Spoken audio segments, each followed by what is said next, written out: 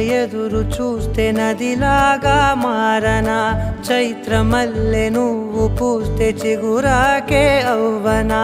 నన్నే వరించే యువరాజును అంట నీ యువరాణి